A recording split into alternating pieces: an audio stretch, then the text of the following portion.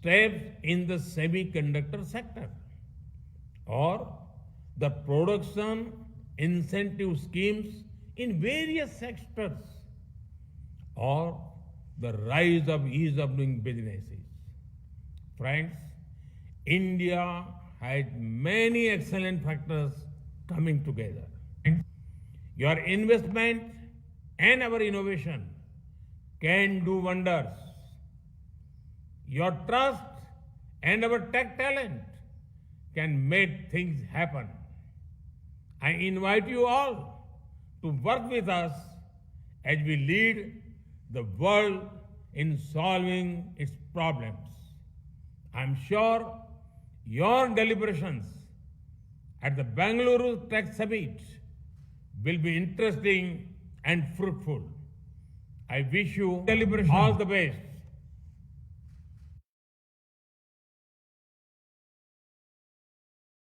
Thank you, Honorable Prime Minister of India, Shri Narendra Modi ji. Well, ladies and gentlemen, indeed, Karnataka is leading from the front. At this juncture, I would request the Honorable Chief Minister of Karnataka to kindly unveil the Silver Jubilee commemoration plaque of Bengaluru Tech Summit 2022. A very important moment here as Karnataka has achieved, and the Department of Electronics, IT, BT and S&T Government of Karnataka has several highlights in this regard. I would request the dignitaries to kindly be present during this juncture. The Information Technology Policy 2020-25, the Data Center Policy 2022, establishment of the country's first art park, AI and robotics technology, establishment of centers of excellence in various sectors to drive innovation and entrepreneurship, and of course the Bengaluru Health in Biotechnology Park, establishment of K-Tech innovation hubs across the state, and setting up of the science centers by the Department of Science and Technology. So the list goes on. And indeed, the Honorable Chief Minister, the visionary Chief Minister, is leading from the front towards spearheading Karnataka's #1 position in various sectors. Sammanya Mukhyamantರಿಗಳಿಗೆ ಹಾಗೂ ಎಲ್ಲ ಗಣ್ಯರಿಗೆ ಧನ್ಯವಾದಗಳು.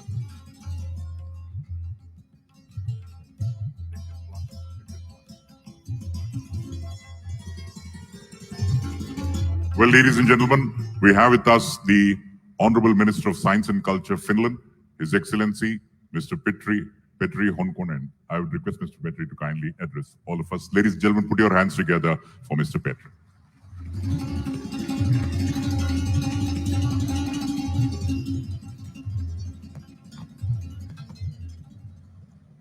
Dear Chief Minister Pasaravai Bommai, dear ministers, ladies and gentlemen, it is my great pleasure and honor to bring greetings from the Ministry of Education and Culture of Finland to the Karnataka government and to Bengaluru Tech Summit 2022, the flagship event of the Indian technology scene. I would like to congratulate Bengaluru for being ranked again among the top 10 cities in the world for technology innovation.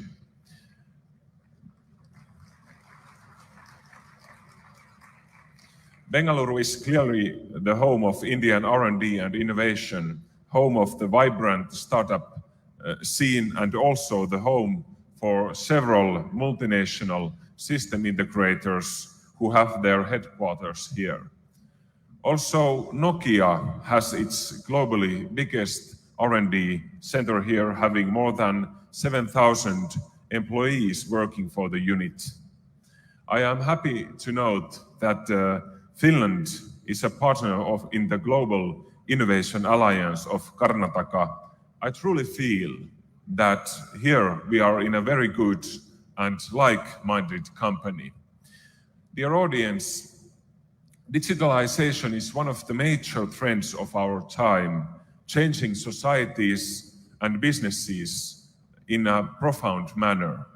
Rapid technological advances and international competition, together with a set of severe global challenges like climate change, are challenging the world in a new way. However, digitalization also provides us with tools and solutions for tackling these challenges. The current Finnish government program has outlined a socially, economically, and ecologically sustainable society as our priority. There is increasing market potential for circular, climate-friendly solutions based on digital technologies and particularly better utilization of data. We have to aim at building a human-centric data economy.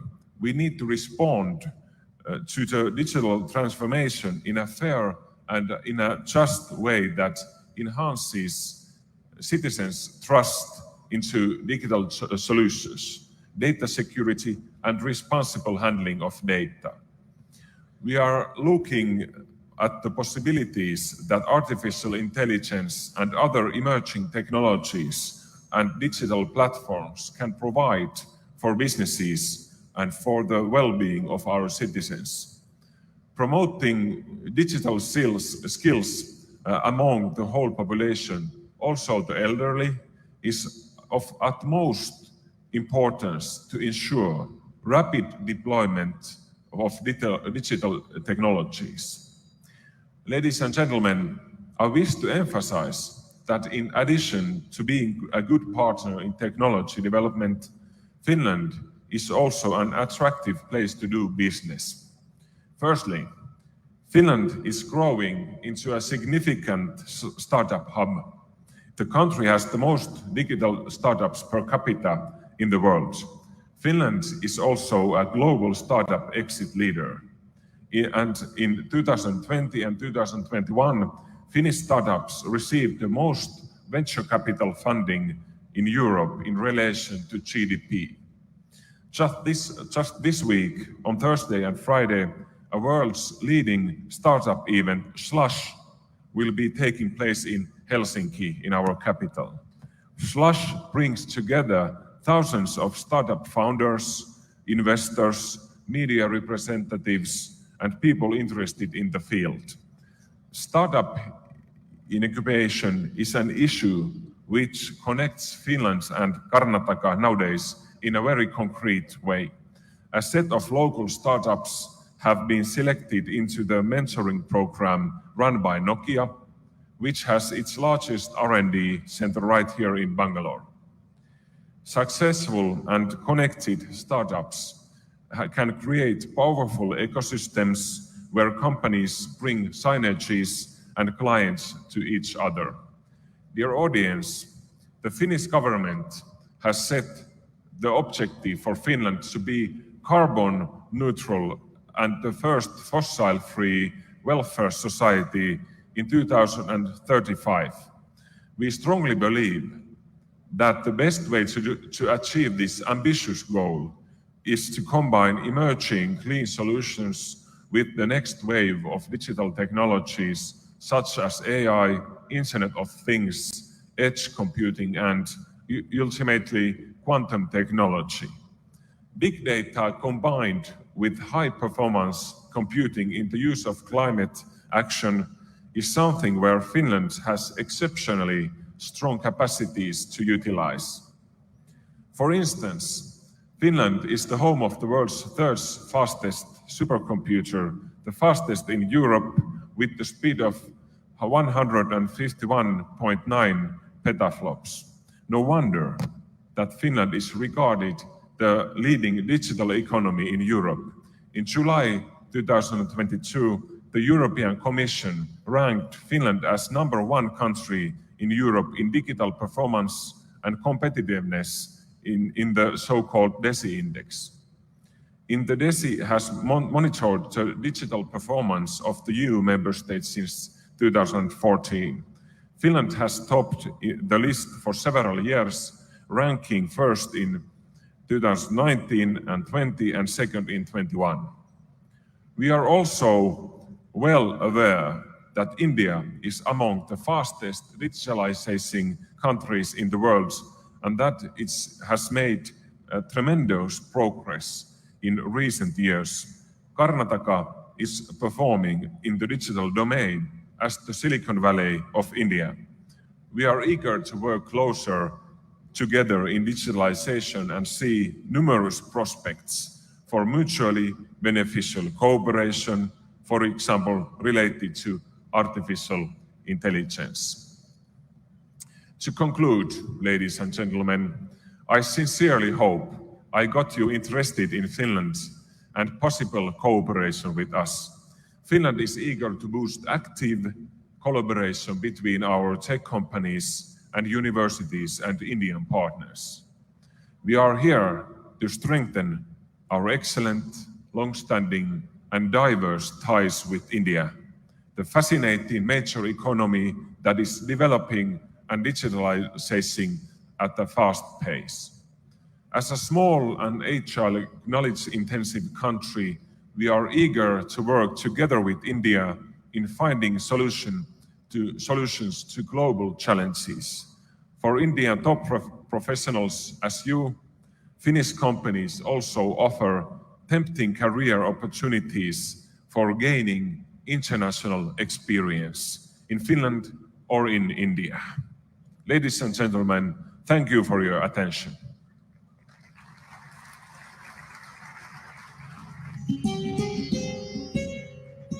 Very happy to partner Karnataka. Thank you, His Excellency Mr. Petri Honkonen, the Honorable Minister of Science and Culture, Finland. We have with us the Director General, Software Technology Parks of India, New Delhi, MeitY, Government of India, Shri Arvind Kumar. I would request Shri Arvind Kumar to kindly address all of us. Bandhugale, swagatisi, Shri Arvind Kumar.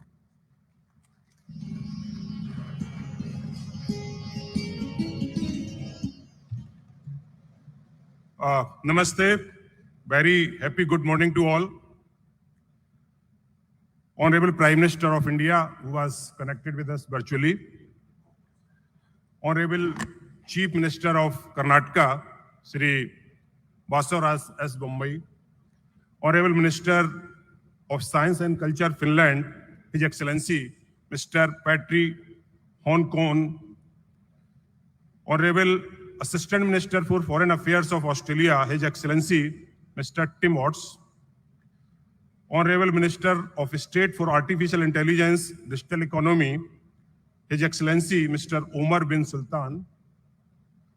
Honorable Minister for Electronics, IT, BT, SNT, Higher Education, Skill Development, Entrepreneurship and Livelihood, Government of Karnataka, Dr. C.N. Aswanath Narayan. Other distinguished guests on the dais, off the dais, distinguished invitees, industry captains, representative from media, ladies and gentlemen. It's my great honor to be part of this very Bangalore Tech Summit. First of all, I would like to congratulate Government of Karnataka for organizing such a wonderful mega flagship event, Bangalore Tech Summit, which is truly global in nature and has successfully completed 25 years of technology celebration. As the event steps into the Silver Jubilee year, I am happy that it has returned to its original format after 2 years of pandemic. In fact, it is a matter of commitment of the Government of Karnataka that very event conducted even during the hard times of pandemic virtually without compromising on the motive of the event. I am happy to mention that STPI and Government of Karnataka have been working closely since last 3 decades and work together for the growth of IT industry in the state. Because of these working together, today we have $227 billion US revenue from IT sector. Out of that, STPI registered unit is contributing to around $80 billion US. And I'm very happy to inform you that out of $80 billion US from all over the country, 40% is coming from the Karnataka itself. And they are not only the number 1, but there's nobody is at number 2. Nobody is even, they are leading with the margin of more than 50%. We have 5,000 ITS unit registered all over the country. Out of that, 1,400 is registered in the Karnataka itself. Following the success of IT industries, now STPI is also focusing in startup ecosystem in the country. We have created 21 Center for Entrepreneurship across the country, which are very domain specific, from artificial intelligence to automobiles to fintech. And one of them in Karnataka is on IoT Open Lab, which is working for IoT. And next one we are going to open at Bangalore, which is for efficiency augmentation along with the government of Karnataka. Success of the startup, it depends on all of us contribution. STPI is also contributing by mentoring the startups, by giving industry connect to them, by providing the seed fund to them, and all our means which is required to be fulfilled by the startup. And the most important thing which is required for success of the startup is called problem statement. All industry veteran or industry captains, they are all requested to provide right problem statements to the startup so that they can develop some good product which could be used not only nationally but also globally at the same time. Our Honorable Prime Minister, he has such a good vision. We always used to give, whenever you listen to him, he always give one or two problem statement to new technology developers, startups. When I was listening to him on the launch of National Logistic Policy, he said that we should develop technology in such a manner that no drivers sleeps on road at the night. We should ensure by the technology that all the drivers sleeps at their home when they are going back to, when they are running their trucks. Such kind of the statements give the problem statement thought or food for all of technocrats to develop a technology which can work as a level playing field, which can bridge the digital divide, which can bridge the divide between poor and rich, urban and rural. With this, I conclude an honor to inform this August gathering that the STPI has been co-hosting the flagship event since inception. It has always been a convention to conduct the STPI IT Export Awards function as a part of Bengaluru Technology Summit. The STPI IT Awards as a part of this will be done tomorrow in the evening. STPI has been also set up a pavilion where 60 startups are there. You may like to visit those startups also. With this, I wish all the audience and participant will have power-packed 3 days of technology celebration and global networking. Thank you very much.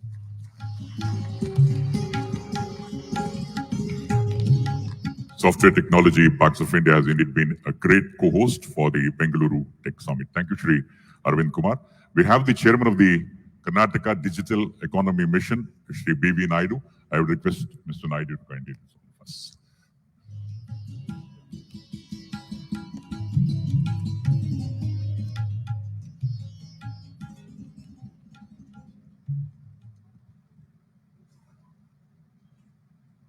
Honorable Chief Minister and the ministers of the other countries who are on the dais, and our state ministers, Sri Aswath Narayan-ji, Sri Nirani-ji, and other dignitaries on the dais and off the dais.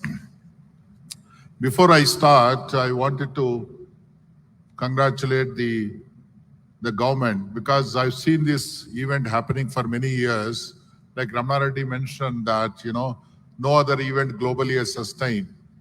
More than that, the festive look in the palace grounds, which used to happen during the 2000 to 2004, 2005, that festive look has come back.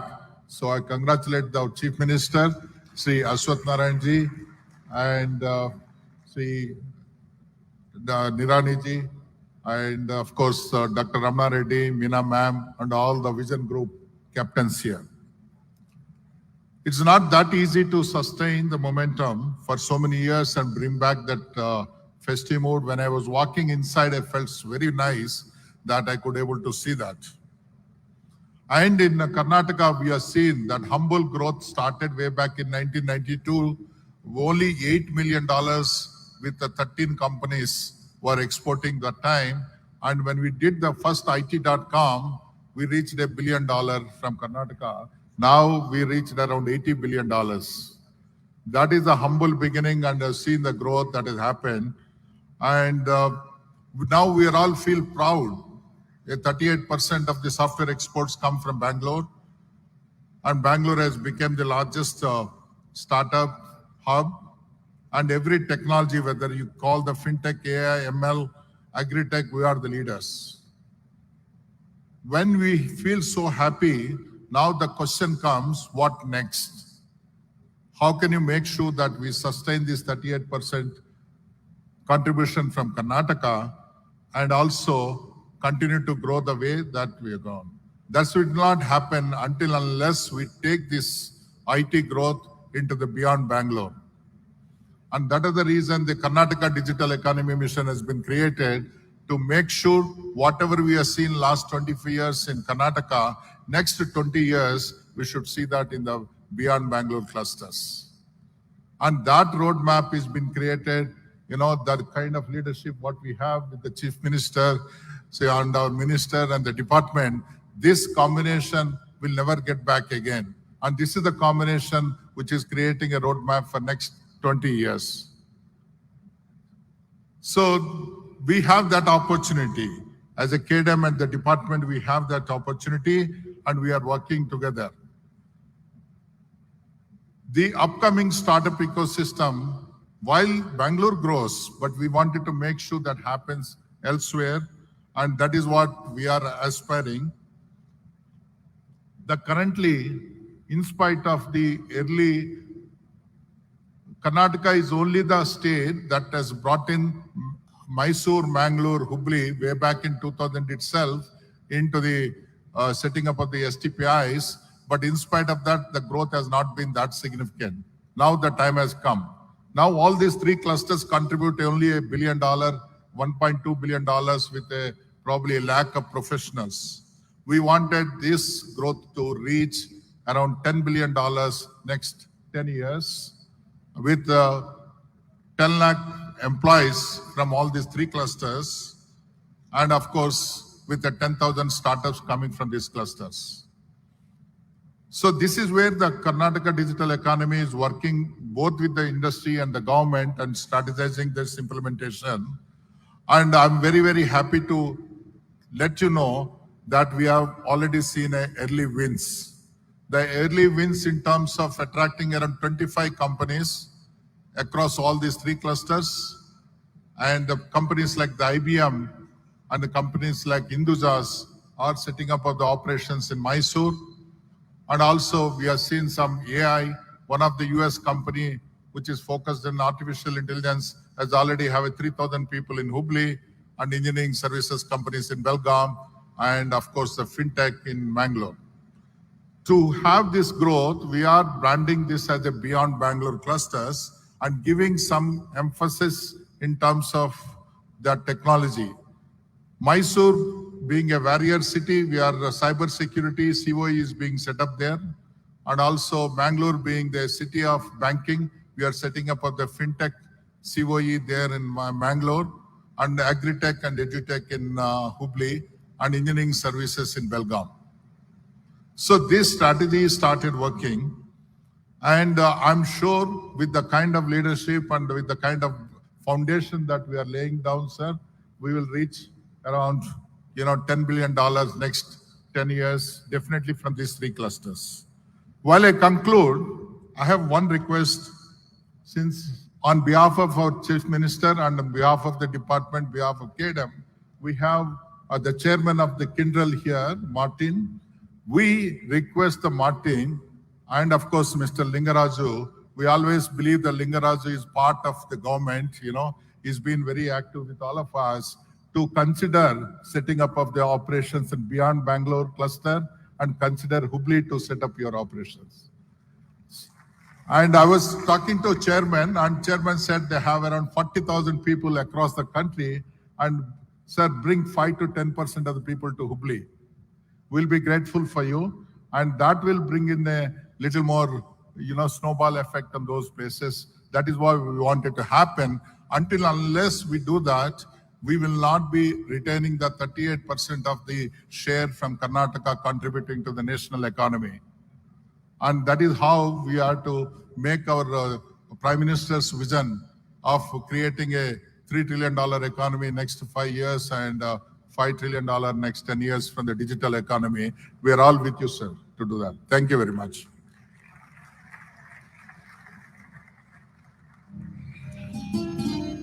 So as they say, digital is the future. Beyond Bengaluru also is the future. Thank you, Shri Naidu, for your address. We also have the chairperson of the Vision Group on Startups, Government of Karnataka, Shri Prashant Prakash. Bandhugale, swagatisi. Please welcome Shri Prashant Prakash.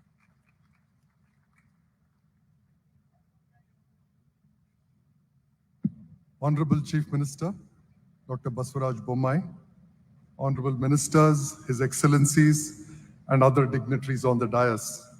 Greetings to all the stakeholders from our startup ecosystem, founders, angels, and venture capitalists. Welcome to BTS 2022. Karnataka and Bangalore's ecosystem is just 15 years old, but we have really come of age. We are globally the fastest growing technology hotspot and a bright spot in an otherwise challenging macroeconomic environment in the world. This is helping Karnataka and Bangalore garner a disproportionate share of talent and venture capital investments.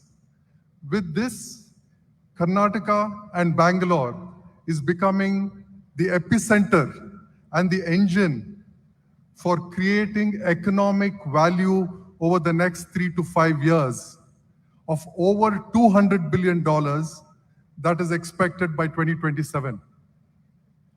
Today, I would like to share 3 predictions that I think will drive the startup and venture capital narrative in this city, state, and our country over the next 3 years. My first prediction is that Indian startups, which have hitherto remained largely domestic and have tackled solutions within our country, led by our SaaS startups, enterprise tech SaaS startups, which have already got a global recognition for delivering great value at a great price. We have also started to see our B2B and B2C e-commerce companies starting to fan out in the ASEAN and the MENA region. My prediction is that in the next 3 to 5 years, we will see a large portion of our startups show more and more global ambition and garner a larger pie of the global economy. My second prediction is that Indian startups have shown their ability to get great valuations. We have delivered almost 100 unicorns. In fact, I call Bangalore and Karnataka as the as not only the startup factory, but the unicorn factory of our country. But that is just half the story. What our startups need to be able to deliver over the next 3 to 5 years is good profits. It's only profits that will create multi-generational companies and great IPO companies. Only then can we return the $150 million that we have absorbed in this country back to our investors. If we don't return money to our investors, we are not going to get new capital into this country. So my prediction is that of the 100 unicorns, we will have a massive supply chain of IPOs. At least 25 of these unicorns will go IPO in the next 3 to 5 years. And through this, we will be able to create the multiple $1 billion of exit that is required to return money back to our investors globally and in India, which will create a virtuous cycle of more investments coming into the startup ecosystem. My third and final prediction: startups in India have been largely focused on urban India and what urban consumers want. But if we want a nation like what our Prime Minister just spoke about, where we have more inclusive and equitable growth, our startups have to find a larger purpose. The larger purpose is to serve the 300 to 500 million Indians who are digitally enabled but have very different problems and need very different solutions. A good example is our agri ecosystem. We have 150 million farmers with cell phones today, but less than 10 million farmers are being served. So we need agri-tech startups to focus on providing the right agronomy support, providing the right inputs, the right market linkages. And with this, my prediction is that in the next 5 years, a major portion of our farmers will be able to double their income to fulfill the mission and the vision of our Honorable Prime Minister Narendra Modi. So finally, I would like to say that this year's BTS, from a startup perspective, is going to be special. We will have the largest showcase of startups, 500 plus startups, please don't miss that. And we will also have a wide-ranging set of startup leaders who will give you their insights in emerging areas such as deep tech, climate tech, agri-tech, and many more. So I would like to thank you all for being here. Ellargu namaskara. Have a very productive BTS. Thank you. Karnataka indeed is the most preferred destination, and also it's safe and secure. Thank you, Shri Prashant Prakash. I would now request Shri Chris Gopalakrishnan, the chairperson of Vision Group on Information Technology, to address all of us. Shri Chris.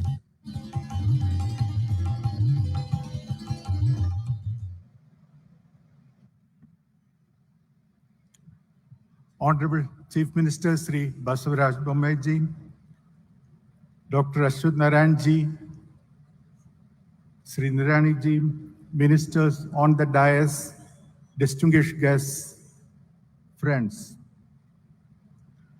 Let me also start by congratulating Sri Basavaraj Bommai ji, Dr. Ashwat Narayan ji, Sri Nirani ji, Dr. Ramana Reddy, the entire IT/BT department, and many of you who have made this Bangalore Tech Summit the #1 event.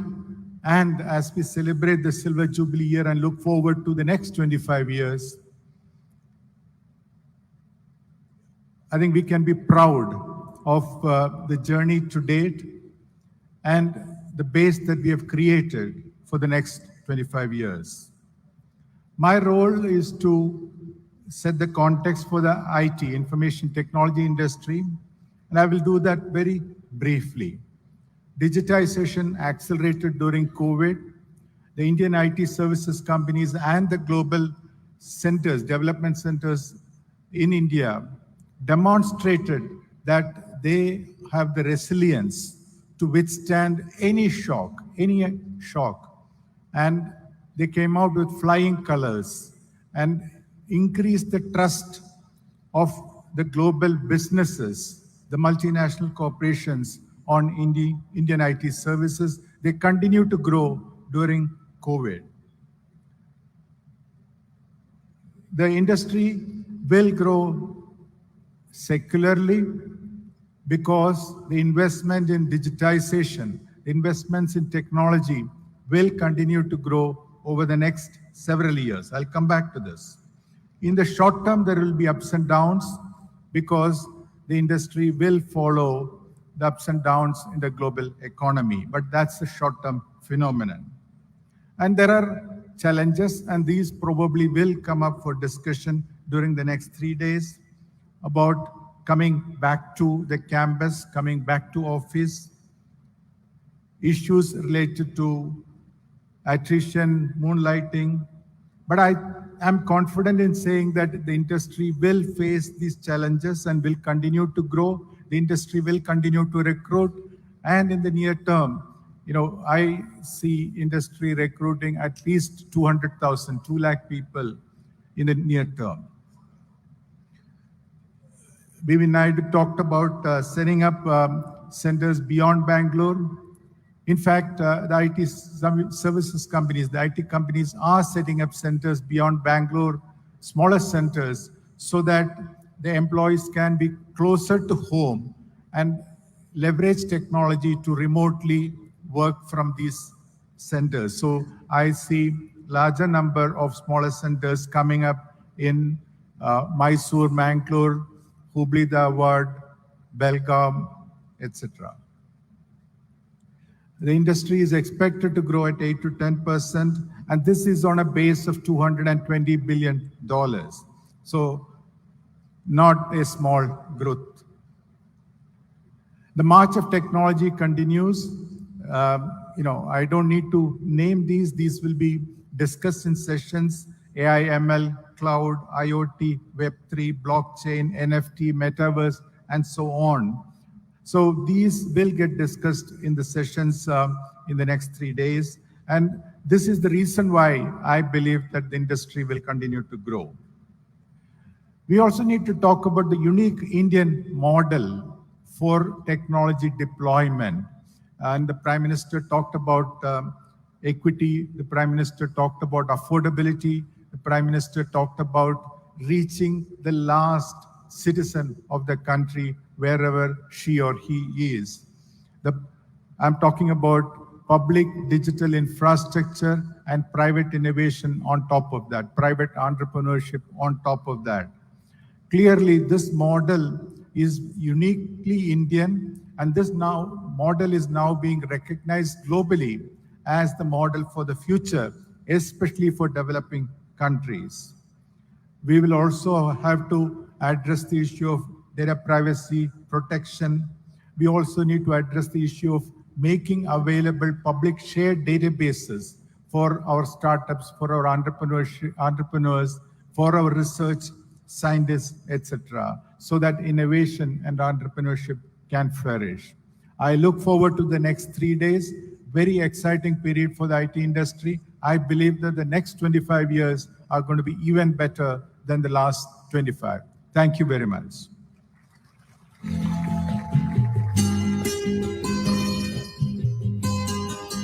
Indeed, Bengaluru Tech Summit is becoming bigger and better. Thank you, sir, for your address. I would now request the chairperson of Vision Group on Biotechnology, Government of Karnataka, Dr. Kiran Mazumdar-Shaw, for her address.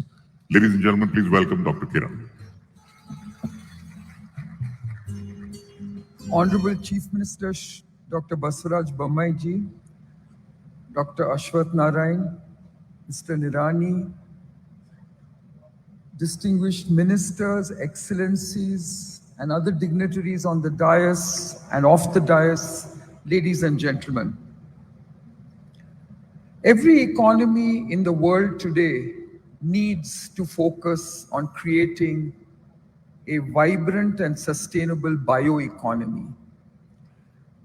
And India has set a target of attaining a size of $100 billion as a bioeconomy by 2025. And we are well on track to achieve that target. Our next goal is to attain a size of $500 billion by 2047, which will celebrate the 100th year of independence of our country. What is a bioeconomy? I think for every country, sustainability and agriculture are going to be very key pillars of this bioeconomy, where energy security, food security, and health security are going to be paramount. Today, biotechnology is providing far-reaching solutions for many of these challenges that plague a country, not just India, which through its sheer size has to address a large number of such challenges, but every other country that is facing challenges as we have seen in recent times.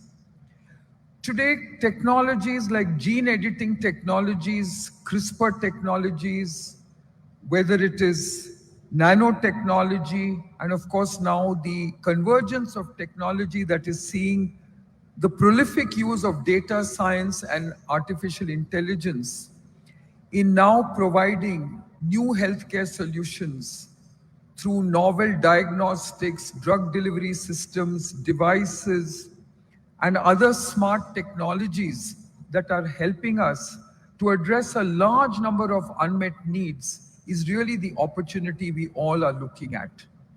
What is unique about India, what is unique about Karnataka, and what is unique about Bengaluru is the true convergence of IT and biotechnology.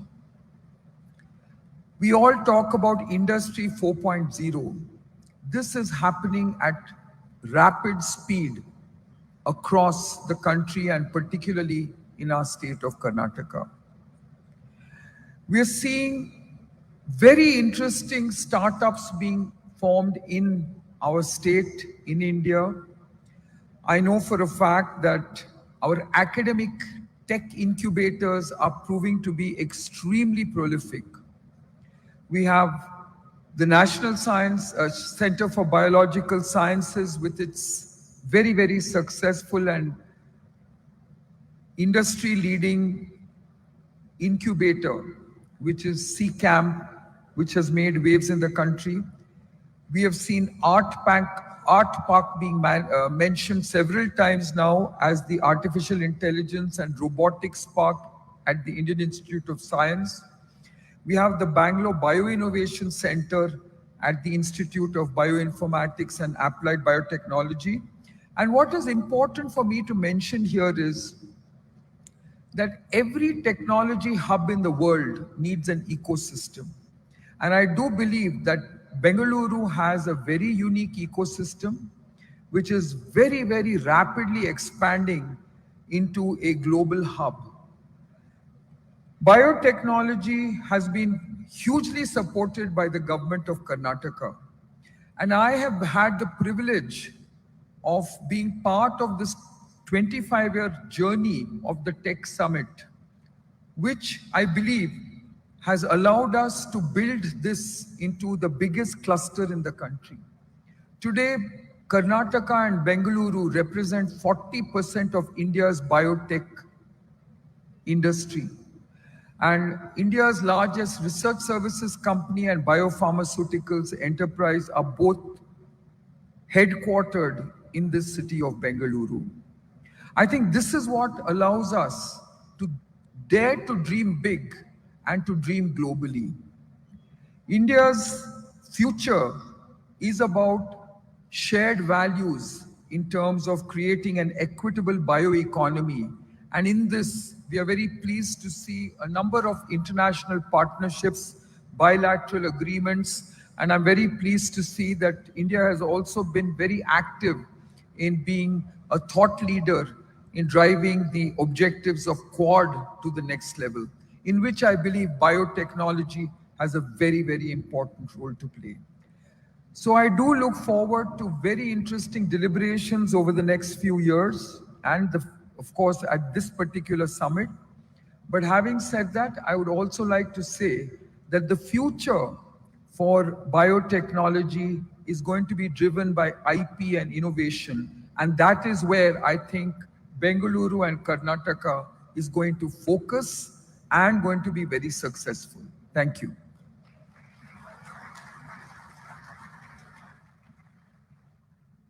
Convergence of IT and BT, energy, food, healthcare. Indeed, the key points for the future. Thank you, ma'am, for your address. We also have Shri Naveen Tiwari, the founder and CEO of InMobi, to address all of us. देवर सज्जनों स्वागत कीजिए तिवारी जी को.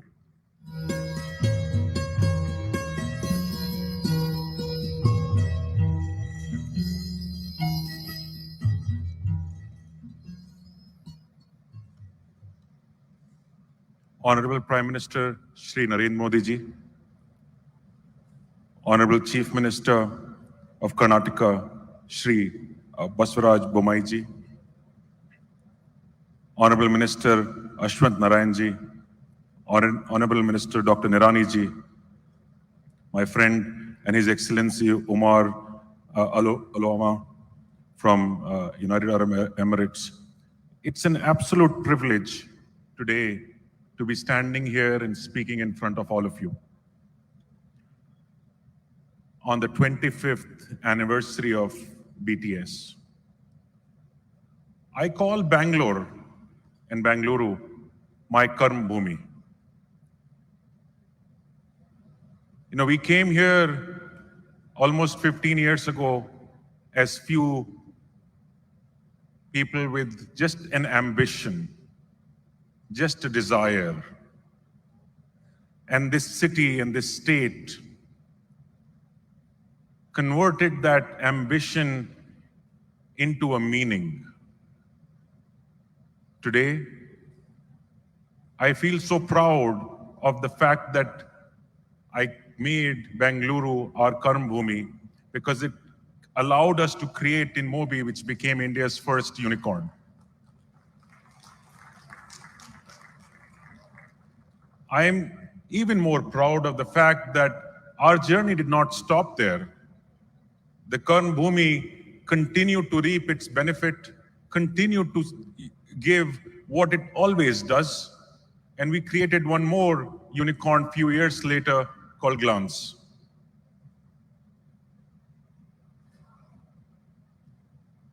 It must be understood that whatever we have achieved has been achieved on a foundation that was set in this city, in this state, by stalwarts who created and brought Bengaluru on the map several decades ago.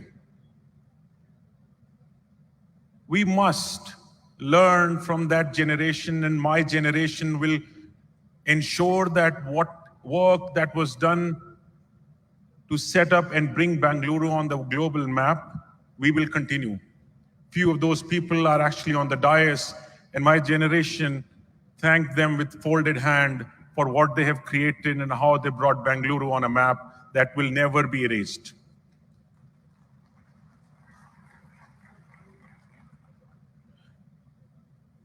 We may have started the, I love cricket. So if I use the cricket parlance, we may have hit the first run. But I must thank my colleagues and fellow entrepreneurs because they took that and they continued that journey to essentially hit a century. A large part of that century was actually hit within this state and this city. And I'm so proud that it's not just for us, but it is for so many other entrepreneurs that this has basically become a place where they can come and play their game. Now, I am an entrepreneur.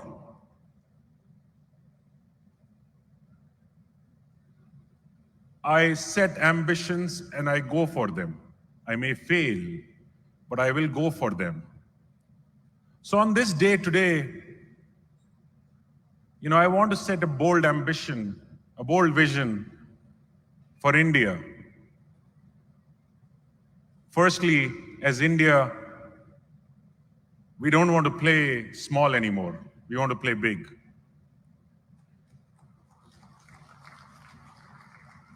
And my vision for this country is that we should be writing the software for all the products in the world in the years to come. Technology has absolutely changed the lives, not just in India, but across the globe. It is software that dictates how we live and what we do. It has the potential to essentially change the way we function and we deal with things every day. To be able to write the software for the world, I think we have earned the right. And we've earned that right. We have announced our arrival in a short 15 years. There are many countries in the world that have led on and created a certain sector as their own. Software will be the sector that India will dominate in. Now, I say this for a few reasons. One, geopolitical. The geopolitical changes in the last year or so especially clearly indicate that the world needs a new alliance, a new partner. I would argue not just India, I would say Bangalore actually has an opportunity, and it's visible out here right now, to forge those alliances, international alliances, where we are not just inviting international partners into our home, but we are also crossing the ocean and going there, taking our products into their homes, because we have earned the right to take our software products into the homes across the globe. The second reason I believe we could do this is because the next generation of software needs to be based on innovation and IP creation. You know, when I started in Mobi many years back, it's now almost 15 years, I was told quite blatantly on my face that you cannot create a product out of India. You don't deserve a seat on the table to build a product. I think we proved few people wrong. I think we created a global product, and I think our country will create a lot more global products because we have the talent, we have the people, and we have, more importantly, we have the ambition to be able to create those kind of products that will go everywhere. And it is actually visible. If you look around, some 80,000 startups in the country, 100+ unicorns, $500 billion give and take of valuation. If that's not innovation in a short period of 15 years, then I don't know what innovation is. So we've earned the right to essentially create IP, and we will create the best products in the world that the world will be living on. And we have actually done so in our own country, and our own country has gone through digitization that no other country has actually seen. I go across the board globally, and I find rich countries being third world countries because they have not made a digitization movement like we have. And I think we can take this on their shores. And third and last reason why I believe this is possible is because we have a certain type of natural resources, people, talent. And Bangalore is quite good at that, by the way. We are really good at having some of the best talent in the world. Again, when I go across the world and sit across different boardrooms, it is so interesting. The conversation language has changed from English to Hindi because every technologist in the room across the globe is actually an Indian. That's a great cultural melting pot that we have created, and we must utilize that. We have amazing talent at home. We have sent amazing talent across the globe, and we will be able to essentially utilize this for our benefit. I want to end my talk because I am quite certain that we will achieve this dream. I'm a huge believer in India, and I've seen the country change in the last 15 years. So I actually absolutely believe that we will be able to ride and have the world run on our software in the next 10 years or so. I only have one last thing to add. I don't want to be called Silicon Valley of India. I want this to be called Bengaluru of Bharat. Jai Hind.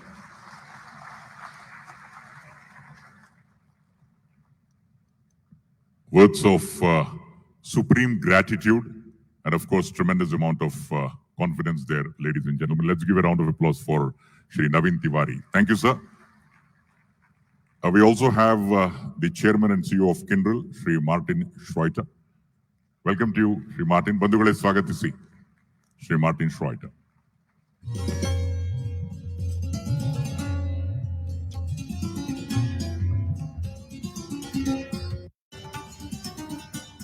Good morning, everyone. It's an honor to be speaking to all of you today here in Bengaluru, as well as to those watching from around the country and around the world. You know, the sheer scale of what BTS has become is so impressive to witness. It's such a fantastic platform that the government of Karnataka has created to bring us all together. So my thanks to the government of Karnataka for the invitation, and my thanks to the people of Bengaluru for the warm welcome. I spoke last year at this event, but it was virtually, and it's so much better to be here in person, to experience the energy and experience all that's happening. So I am delighted to be here, particularly this year, as India celebrates its 75th year of independence. It's such an exciting and inspiring milestone. It is a privilege. It's a real privilege for me to be speaking here along with the Honorable Prime Minister, Shri Narendra Modi, the Honorable Chief Minister, Shri Basvaraj Bomai, the Honorable IT Minister, Dr. Ashwath Narayan, and all the senior leaders, government officials, and the dignitaries. I am really pleased to have the opportunity to speak with so many distinguished global and Indian leaders. Esteemed audience, I do always enjoy to Bengaluru because it is such a storied place with a great history. And today, as you've heard from others as well, Bengaluru is the modern, vibrant epicenter of tech innovation in India. It's a place that really represents that important nexus of creativity and ambition for the world's fastest growing major economy. So today already, this nation is recognized globally for its economic prowess. Now the fifth largest economy in the world. And I think, as Prime Minister Modi so aptly put it, this is going to be India's decade. This is the techade. And it's no surprise, I think, that he's made it his mission to realize the next several years as India's Amrit Kal, the golden period. And India's built one of the most sophisticated and, quite frankly, enviable IT hubs anywhere, here in Bengaluru included. And as the Prime Minister said, it's already the third largest startup ecosystem on the planet. And India's done this by embracing the power of cutting-edge technology. And the government, I think, puts India on a path to achieve a $5 trillion economy by 2025. And I look at recent examples. For instance, I look at the Bengaluru International Airport and its new addition, its Terminal 2, which was just inaugurated earlier this week. We, Kyndryl, are a close and very proud partner in that project. So we're deeply familiar with what the technology does to make that so special. And that new terminal will help millions more to visit this already impressive region through what is now India's third busiest airport. And that's huge, that's enormous. It's a metaphor for what the world can and should expect from India, because it's a portal into the heart of Indian innovation. And it's a signal that the world should expect great things. It's a signal of forward-moving momentum and a fresh technological leadership on a global scale. And with India taking over the presidency of the G20 in just a few weeks, it's a really auspicious time for Bengaluru International Airport and others to show the economic prowess and the technological prowess that India has built. Now, in my role running Kyndryl, one of the biggest privileges I have is the proximity to our customers and to their mission critical operations. We build, operate, and manage the tech infrastructure that businesses and governments around the world rely on every single day. Here in India, we're proud to be a trusted partner to the people and to the enterprises that are working to build and extend next generation digital infrastructure across the country. Our work in India, Kyndryl's work in India touches the lives of more than 1 billion people through our customers, and we employ tens of thousands of skilled professionals here, each of them supporting customers both locally and worldwide. And every day, our Kyndryl show up for our banking, our telecoms, our supply chain partners, making sure that their digital infrastructure in these critical sectors of the economy operate smoothly. So when someone talks about the health of the global economy and how it actually works, we see the inner workings of how commerce moves, and we're deeply involved in the conversation with our customers and our partners every day. And so because of what I'm seeing through our customers, I believe we're experiencing in the world right now is a moment of realignment. Over the last 4 decades, the global economy is woven really tightly together in a complex set of economic and political agreements. But the last few years, as everybody knows, has challenged that system. The result of a life-altering pandemic, renewed geopolitical tensions, and fractured supply chains. And so the global economy is experiencing tectonic shifts in how commerce and data flow. And we see this, we at Kyndryl see this as an unmissable opportunity and a chance to rewire the global economy for the better. And in India, rewiring for the better goes hand in hand with, I think, the existing national priorities and national imperatives. Prime Minister Modi has talked about his vision for leveraging digital transformation to promote the public good, and how crucial it is to extend economic access to all 1.4 billion of India's citizens. That includes connecting and protecting merchants of all sizes who want to plug into that wider digital economy. And you have one of the greatest success stories right here in India already, the Universal Payments Interface, UPI. Today, the UPI is the benchmark on how to enable real transformation through microtransactions and mobile payments. And it underpins that financial infrastructure. In just 6 years, a very short period of time in enterprise technology, in just 6 years, it's become the most popular way that Indians make digital transactions. And it's grown over 400% just since March of 2020, really turbocharging the ambitions of India's technology and digital ideas. So these ideas will usher in a new era where digital innovation and trade will reach every corner of India's population. And at Kyndryl, we aspire to be part of that, to be the heart of that, and help through policies such as Digital India. And we think we can be a part of bringing that vision together and rewiring for a more inclusive economy. Kyndryl is here in India to build alongside our customers and our partners, not just for the short term, but also for the long term. And that includes how we think about and how do we rewire for a more sustainable world. It's a priority here in India. As again, Prime Minister Modi has said, when India grows, the world grows. And when India reforms, the world transforms. Which is why India's climate goals are so important to how the world works. The essential work to make that possible, which is also driving a strong economy, won't happen in a vacuum. It will happen through partnerships and close collaboration. And we're seeing early successes as we work alongside our customers to tackle that very same challenge. We know that, as an example, migrating to cloud technology can enhance overall energy efficiency.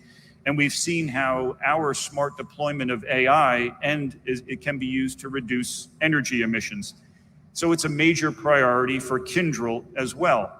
And we've spent the last year, our first year as an independent company, working to better understand our global carbon footprint. And in December, just a month from now, we'll be sharing our own goals to achieve net zero carbon emissions in the near future. And finally, and importantly, rewiring for a better future is not just about technology. Every single enterprise knows that the most precious resource is a talented workforce. That's why I believe when you rewire for skills, you're rewiring for a stronger, better future. And India is an integral part of how we at Kyndryl will rewire our own skills. We're actively investing in building our employee skills, not just for our current ambitions, but for the future. And when we upskill our talented workers, we ensure access to a group of curious, driven, ambitious people who want to leave their mark. These are the people on the front lines who are making those systems work every day. Their work will be crucial to run those systems, to safeguard those systems for enterprises and for governments. And we already see the fruits of their labor in the rise of remote work, telemedicine, remote education, and greater access to banking. And they're showing that a world of data for all and skills building is one where equity and inclusivity is enhanced for everyone, no matter where they live, even beyond Bangalore. So while the world is in a moment of realignment and rewiring, I invite you to see this as an opportunity to see India's global leadership as a technological and economic superpower will be vital. And I believe we're sitting now at the intersection of opportunity and purpose. And by rewiring for progress, we can demonstrate not only a revamped commitment to our workers and our communities, but also to the quality of life for our people across India and for the planet. So thank you again for the opportunity to be here and to share Kyndryl's perspective. I have never been more optimistic about the opportunity to develop and foster a more inclusive, more sustainable future together right here in India and around the world.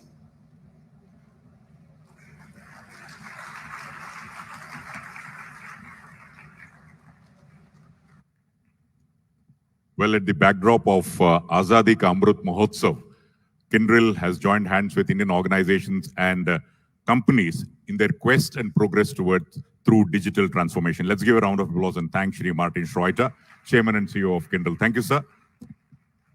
I would now request the Honorable Minister for Electronics, IT, BT, Science and Technology, Higher Education, Skill Development, Entrepreneurship and Livelihood, Government of Karnataka, Dr. C. N. Ashwath Narayan, to address all of us. Dr. C. N. Ashwath Narayan.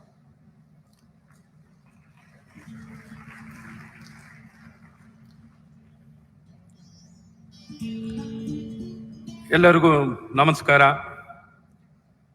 Good morning to all the delegates, dignitaries, invitees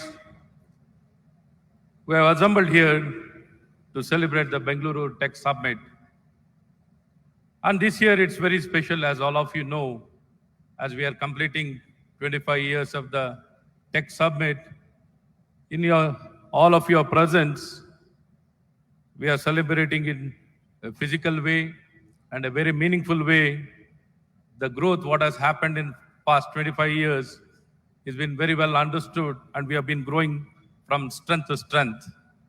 And the narrative, the way, the journey what we have passed through in the past 25 years is very well known.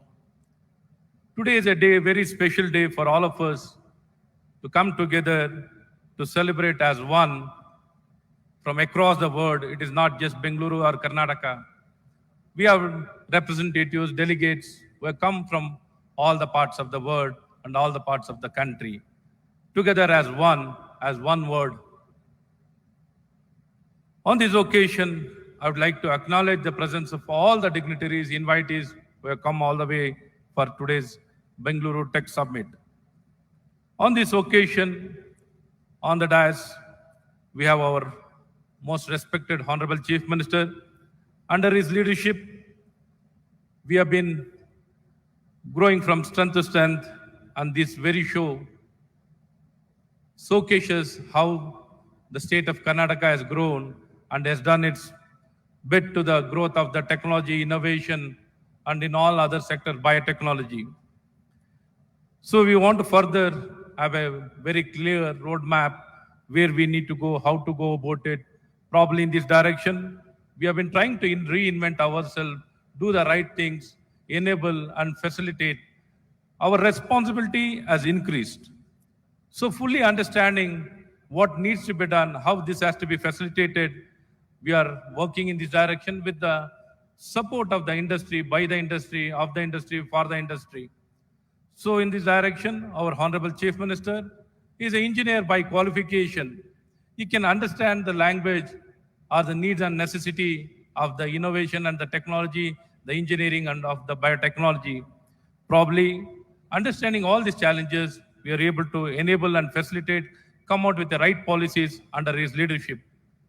Today, the very success of this event, the presence of more than 5,000 delegates and having more than 575 exhibitors and having a participation of more than 50 countries reflects how this has grown and how the people look up to Bangalore Tech Summit. Bangalore Tech Summit has been our flagship. This has been the flagship, and this has become the largest technical show in the Asia. So we feel really extremely good, and we want to further strengthen and promote. So I would like to thank my leader, my Honorable Chief Minister, for leading from front and enabling and facilitating and ensuring this show goes on very successfully. And we have my colleague, the Industries Minister, Mr. Murugesh Nirani, and as well as 3 ministers who have come all the way from Australia, Mr. Tim Watts and Mr. Petri, the minister from Finland, Mr. Omar Bin from UAE. You have come all the way, sir. You have given us a lot of value and credibility, which has really increased our credibility. We wholeheartedly thank on the behalf of the people of our country and people of our state. I wholeheartedly welcome and acknowledge the presence of all of 3 of you, sir. And pillar of strength, as this show, it's been always managed and curated by the industry. We have our 3 pillars. The chairman of the Vision Group for IT, Mr. Chris Gopal Krishna, the chairman for the biotechnology, Kiran Mazumdar, and the chairman for the startups, Mr. Prashant Prakash, who have been the pillars, who have been leading, and they're really responsible for the success of the show. I really acknowledge all of their contribution, immense contribution. Now we have added 4th pillar. The 4th pillar is our KDM chairman, Mr. B.V. Naidu, who's been here throughout the journey from 1992 till now. I acknowledge his presence, and he has also been immensely working for the betterment.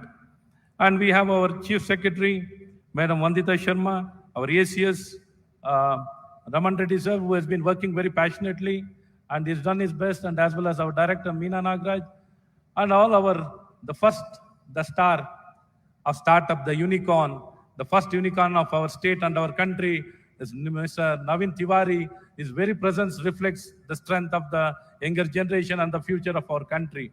And as well as we have our STP Director General, Mr. Arvind Kumar, and Mr. Shailendra Tyagi, and all other dignitaries. And we have Mr. Martin, the Chairman and CEO of Kendrill, who has come all the way to be part of this show, sir. And I wholeheartedly thank you for coming all the way and attending our function. And all other dignitaries on the dais and off the dais, friends from India, I will not take much of your time. So I would like to start my speech with quoting my Honorable Prime Minister's statement. It makes very clear his statement. The statement quoted by our Honorable Prime Minister Sri Narendra Modi ji, I dream of a digital India where high-speed digital highways unite the nation. I dream of a digital India where access to information knows no barriers. I dream of a digital India where the farmer is connected to global markets. I dream of a digital India where 1.4 billion Indians drive innovation. I dream of a digital India where the world looks up to India for its next big idea. A huge salute to our Digital India founder, Sri Narendra Modi ji, for his vision, which has become a reality. We have entered the Amrit Kal of technology with Atmanirbhar Bharat. Dear friends and dignitaries, as all of you know, The reputation what Bangalore and the Karnataka has gained over the time is because of all of your support. It's been known as a science city. In the beginning, it was known as a science city, later on as an electronic city, from there to services, IT, information technology, Silicon Valley, and then the startups. Many names we are now gained many names and many reputation. So all these things has happened over the time. We really feel proud and the responsibility has increased. To further continue, we need to reinvent ourselves. We cannot be satisfied with whatever achievements has happened. The pursuit of excellence is a way forward.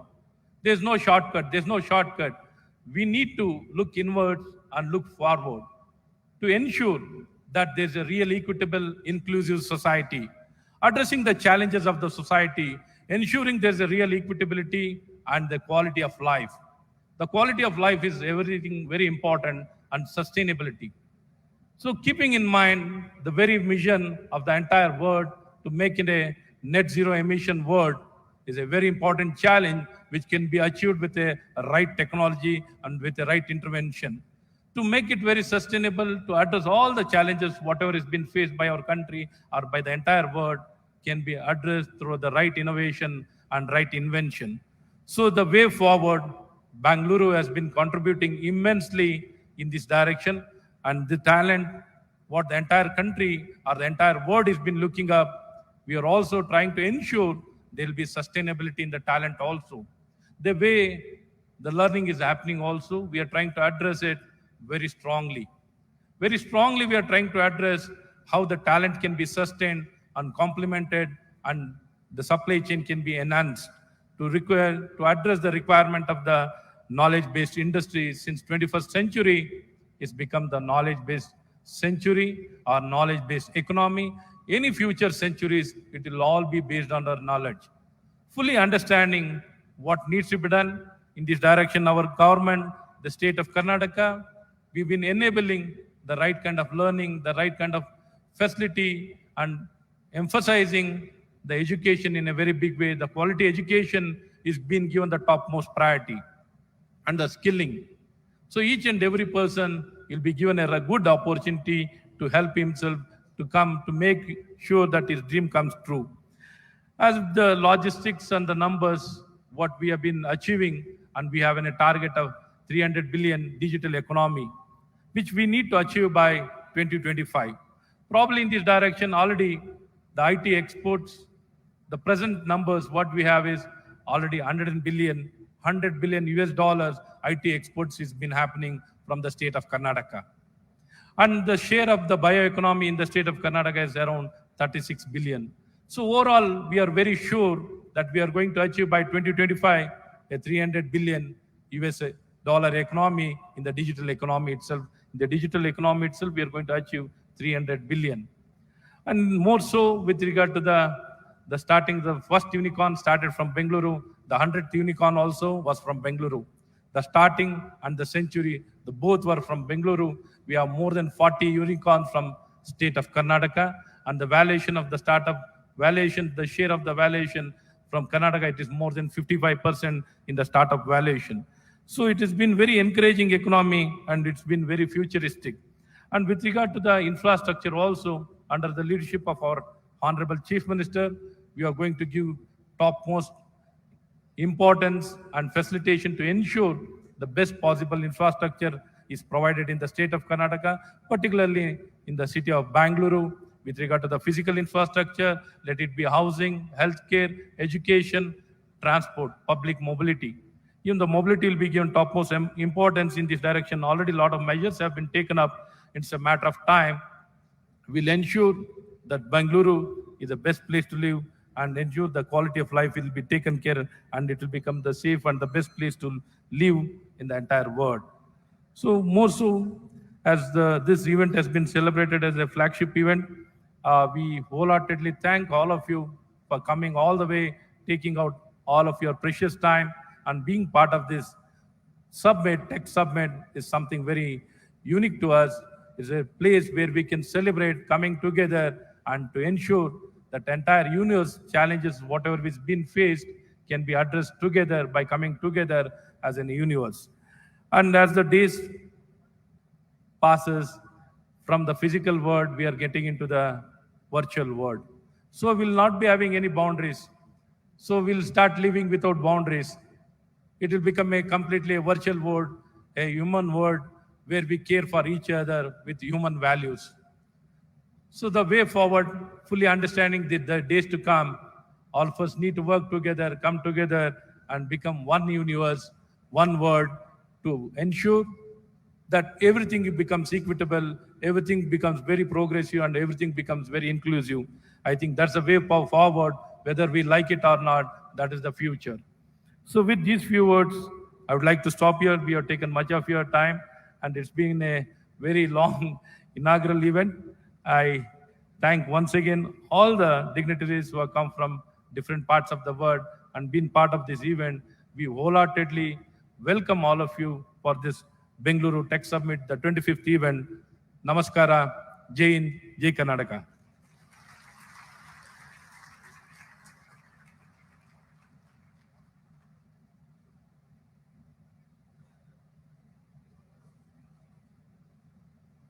Well, ladies and gentlemen, Karnataka indeed is the ideal destination to realize your dreams and turn it into reality towards progress, growth, development, and of course, prosperity. Let's all give a round of applause to Dr. C.N.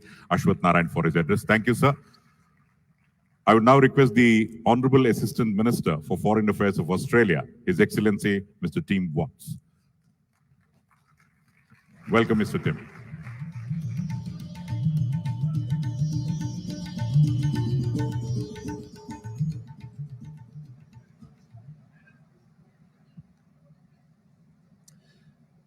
Namaste.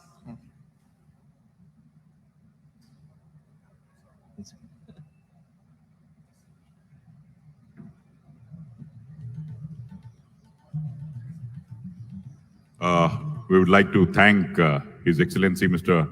Petri Onkonen, Honorable Minister of Science and Culture, Finland, for his presence. Thank you. Over to you, sir. Namaste. Namasakra.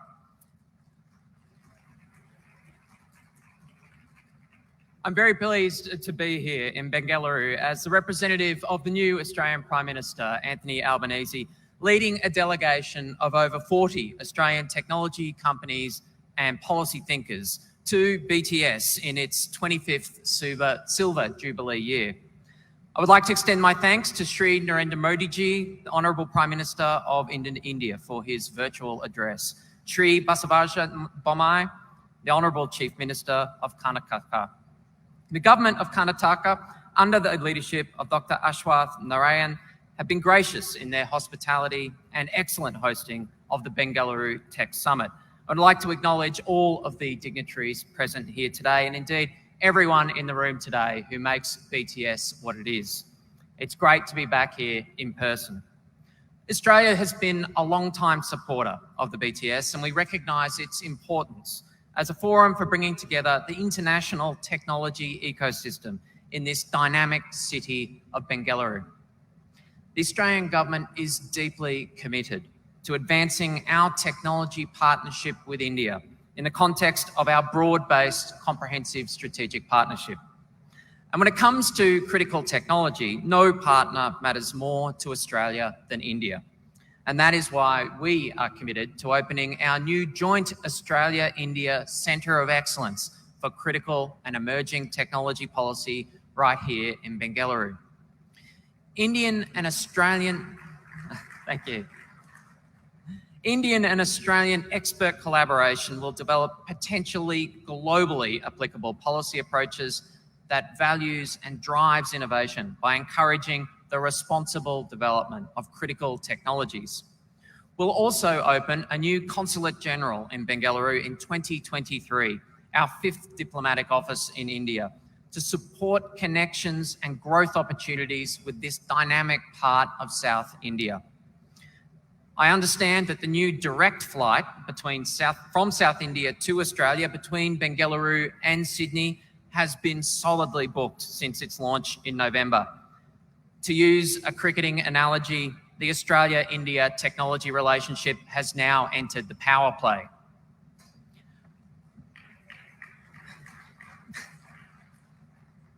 Over this summit, I look forward to engaging with many of you to explain further why Australia is an ideal destination for Indian technology companies and talent to invest, to work, to study, and to live.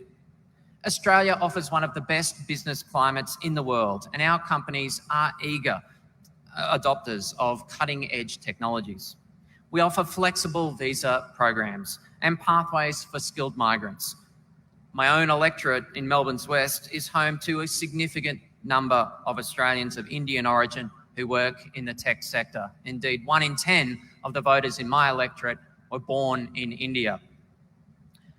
Our universities are world-class, and we are glad to have welcomed back large numbers of Indian students to our shores. And our interim economic cooperation and trade agreement signed this year will also give generous post-study work rights to STEM graduates.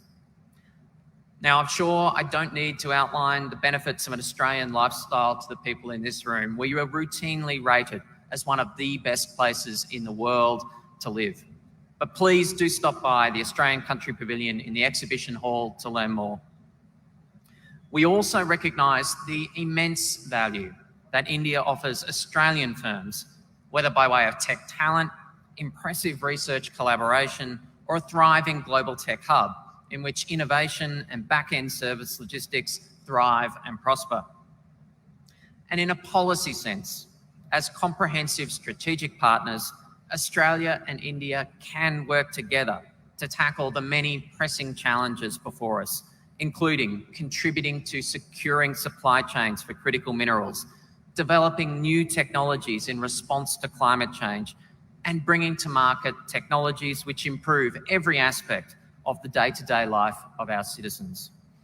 I look forward to the discussion over the course of BTS and offer my thanks to the Government of India and the Government of Karnataka for the opportunity to be here today. Thank you.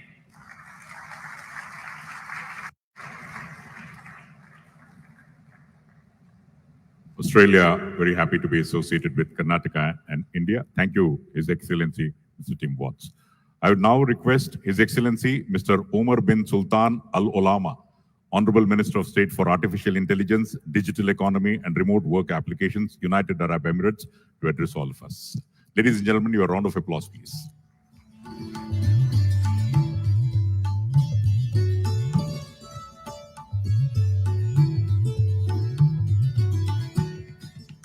Your Excellencies, ladies and gentlemen, it's an absolute pleasure and privilege being in front of all of you here today in what has become, for sure, one of the global pinnacles and milestones for technology and the advances of technology, the BTS conference.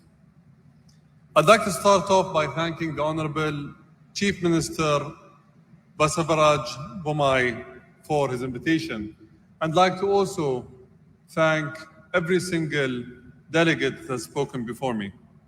And I'd like to kick off by referring to a statement that was made by the Honorable Prime Minister Shri Narendra Modi ji, where he said that in India, we hope that you don't see red tape, but rather see red carpets.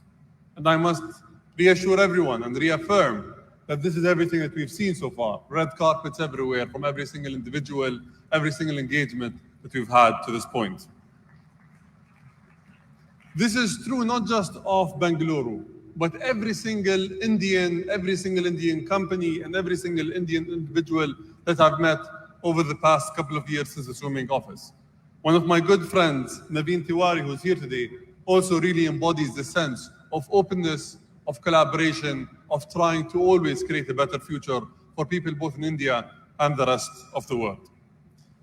I do not need to promote the strong relationships between the United Arab Emirates and the Republic of India.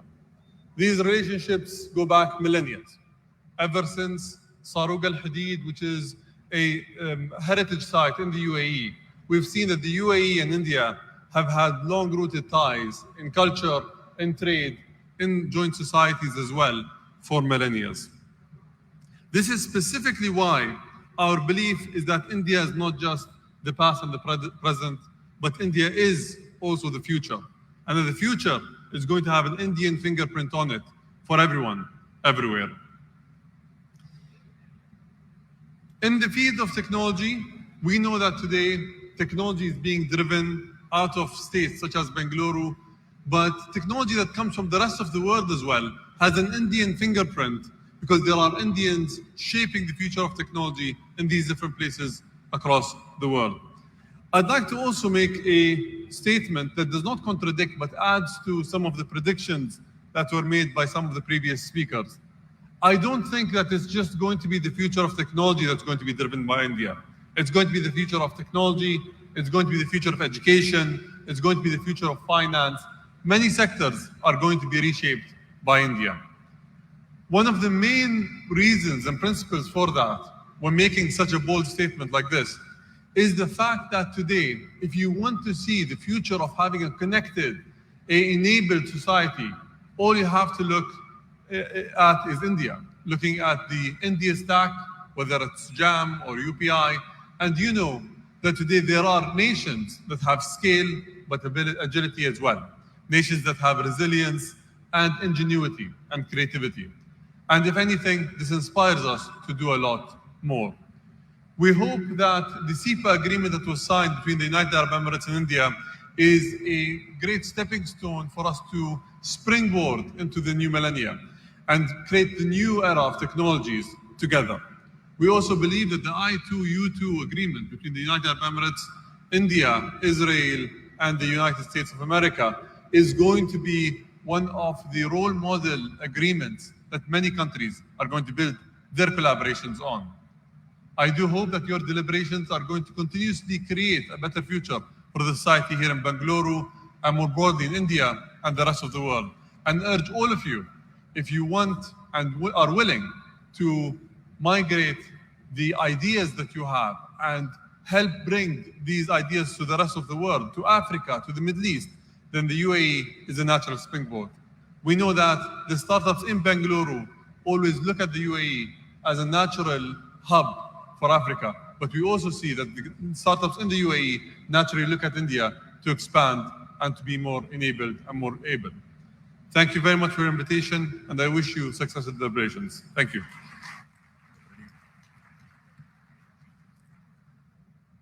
Thank you, His Excellency, for your address. Well, ladies and gentlemen, Karnataka has always been a pioneer in whatever it does. And now it's my pleasure to request the Honorable Chief Minister could kindly release the Research and Development Policy, the Karnataka Research, Development and Innovation Policy. I would request the task force members of Research, Development and Innovation Policy task forces to kindly come over and be present. Professor Ashok S. Shetter, Professor Rajesh Sundaresan, Professor Srivardhini Jha, Professor Shiv Prasad, Dr. Nandini Prasad, Mr. Madhusudan Atre, Mr. Balaji Srinivas Holur, Mr. Anant Kopar, Professor Meenakshi Rajiv, Professor Vidya Shankar, and Dr. Jai Asundi. Ladies and gentlemen, please give a huge round of applause for this all-important moment, as the aim of the policy is indeed manifold. Strengthening governance and financing of research and innovation system, strengthening research and innovation capacity, research and innovation to drive the regional ecosystem, research and development and innovation to support entrepreneurship and micro, small and medium enterprises, and to promote research and development and innovation in priority sectors for social transformation. ಬಂಧುಗಳೇ, ಸಂಶೋಧನೆ ಮತ್ತು ನಾವೀನ್ಯತೆ ವ್ಯವಸ್ಥೆಯ ಆಡಳಿತ ಹಾಗೂ ಹಣಕಾಸು ವೆಚ್ಚವನ್ನು ಬಲಪಡಿಸೋದು, ಸಂಶೋಧನೆ ಮತ್ತು ನಾವೀನ್ಯತೆಯ ಸಾಮರ್ಥ್ಯವನ್ನು ಬಲಪಡಿಸೋದು. Please give a round of applause. ನಿಮ್ಮ ಜೋರಾದ ಕರ್ತಾಡನ. This will be the leading document for other states to follow. ಸಾಮಾಜಿಕ ಪರಿವರ್ತನೆಗಳಿಗಾಗಿ ಆದ್ಯತಾ ವಲಯಗಳಲ್ಲಿ ಸಂಶೋಧನೆ ಮತ್ತು ಅಭಿವೃದ್ಧಿ ಹಾಗೂ ನಾವೀನ್ಯತೆಗೆ ಉತ್ತೇಜಿಸುವ ಉತ್ಸಾಹ ಇದರಲ್ಲಿ ಸೇರಿದೆ. We would like to thank the Honorable Chief Minister for releasing this document. ಧನ್ಯವಾದಗಳು ಸರ್.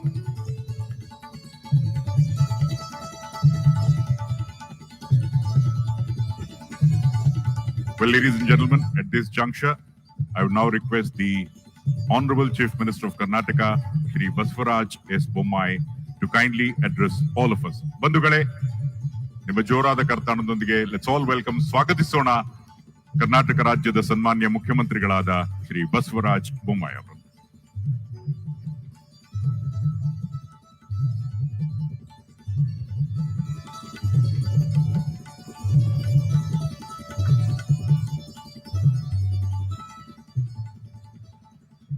ಎಲ್ಲರಿಗೂ ನಮಸ್ಕಾರಗಳು. ಎಲ್ಲರಿಗೂ ಕನ್ನಡದ ನಮಸ್ಕಾರಗಳು.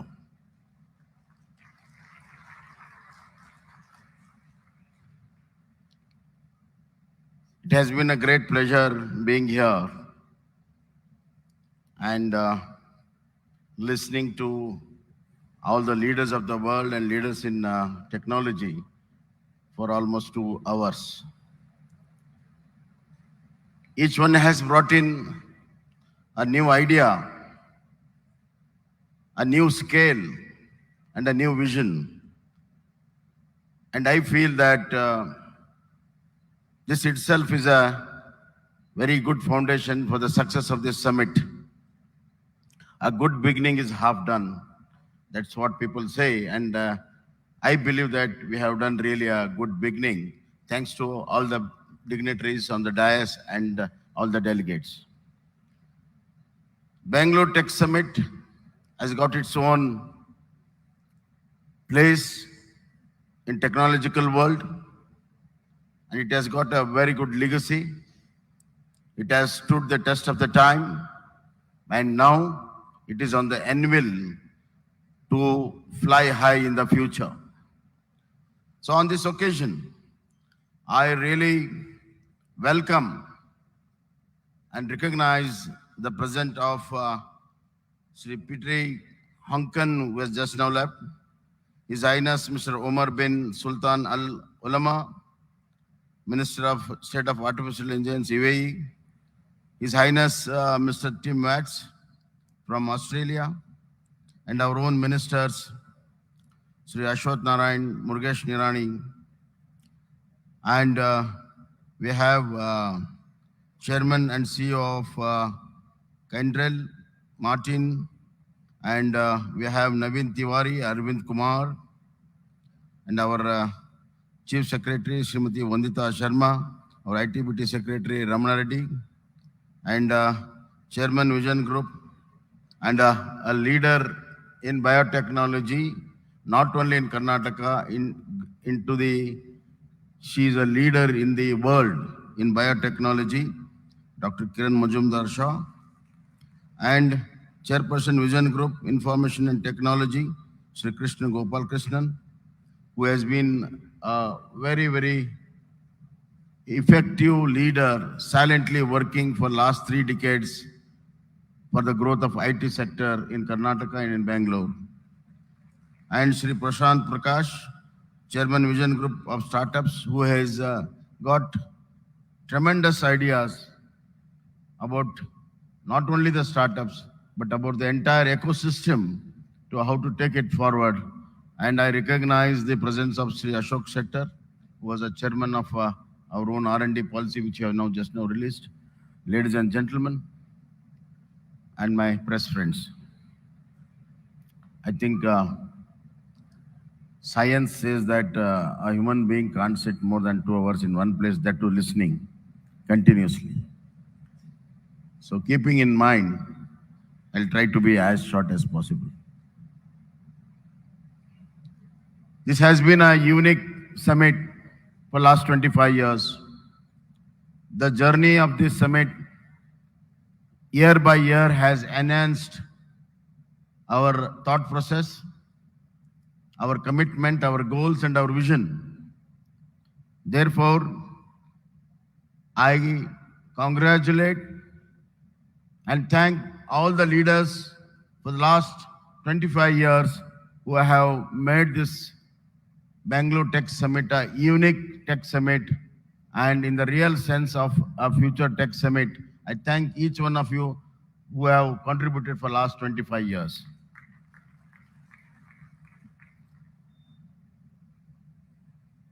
Who is the greatest innovator? We are talking of innovation, R&D, everything. But who is the greatest innovator? There are a lot of leaders in different fields and in different times. But there is one unique leader who is always a leader, and he'll be leader time memorial. And as long as time is there on this cosmic world. And that innovator, the greatest innovator is our own Creator, Almighty. He has created us, and He has created human being with the power of thinking, power to give ideas. Probably that during the creation chain,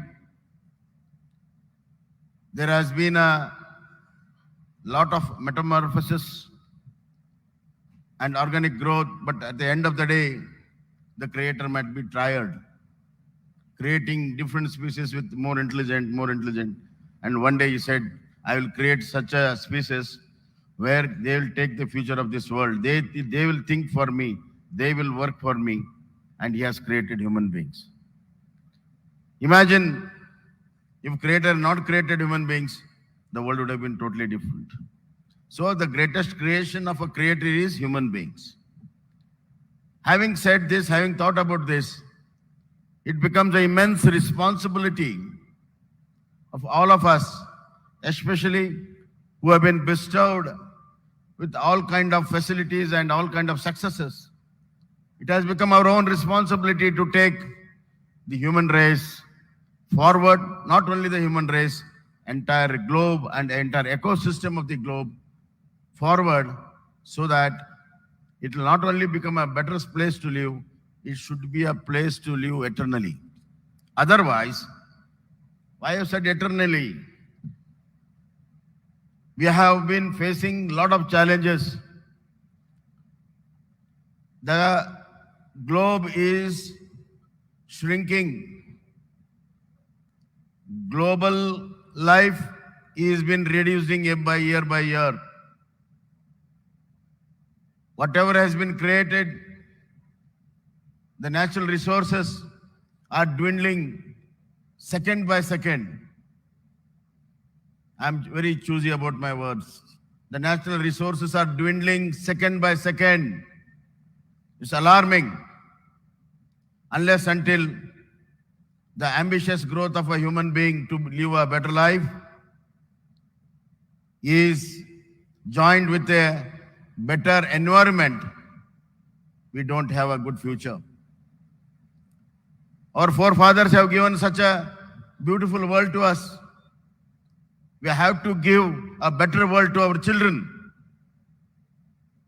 But unfortunately, what's happening around is all the development has come with a cost, and some are with a dear cost. Hence,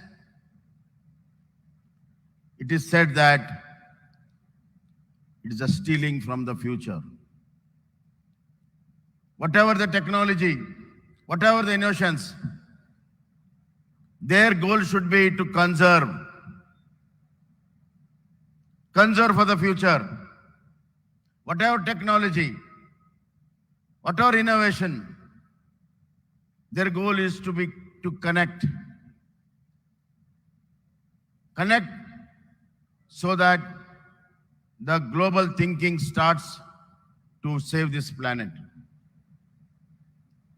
Whatever the technology, whatever the innovations, should bring down the digital divide which is happening all over the world.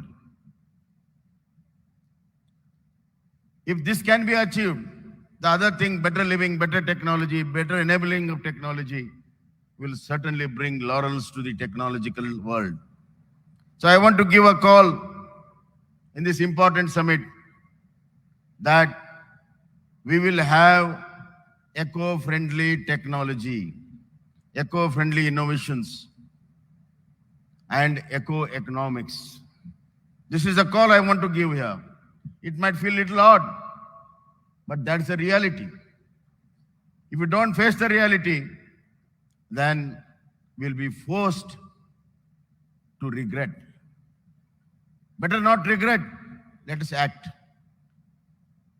Therefore, with these few words, I am sure my hope is on our technology, especially IT, BT, artificial intelligence, renewable energy.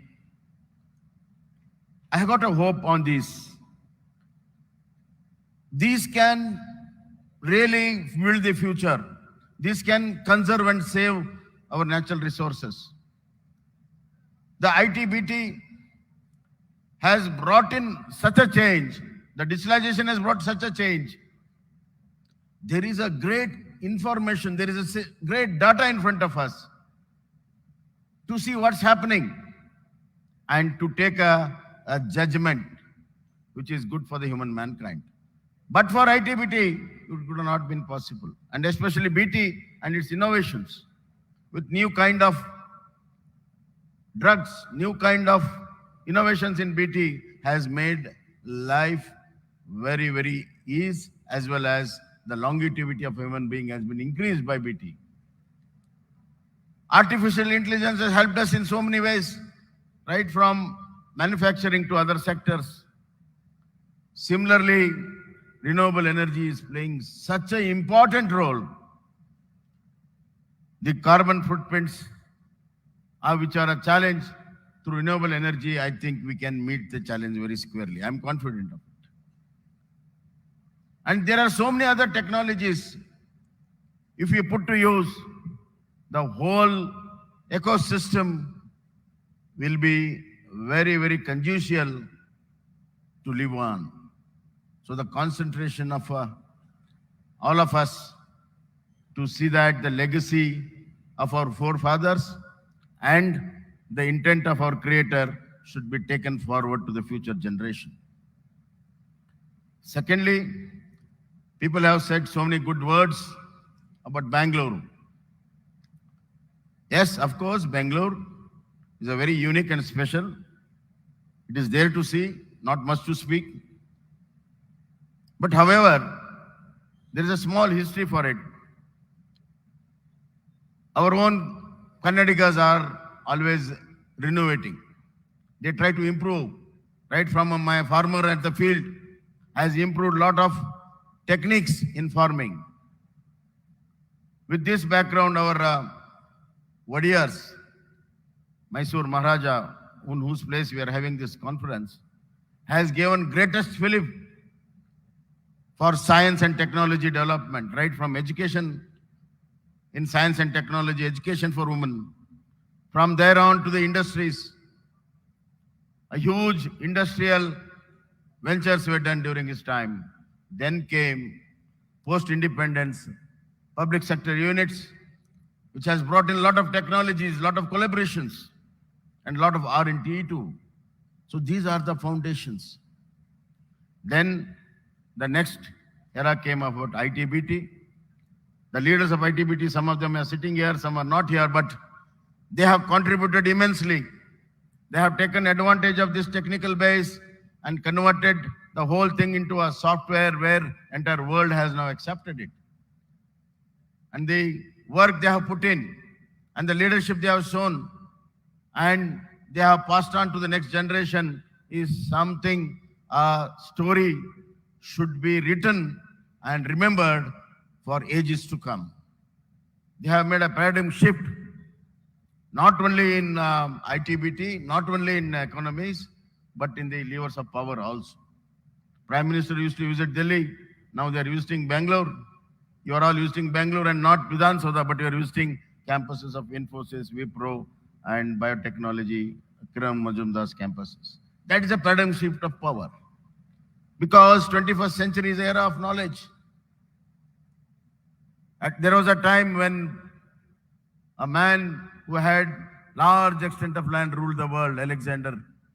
Then came a time where a person who had got a lot of business skills and capital ruled the world. But 21st century is a century of knowledge. And there your place comes and Bangalore gets its importance. So with this history, another point I want to make about Bangalore, which is unique.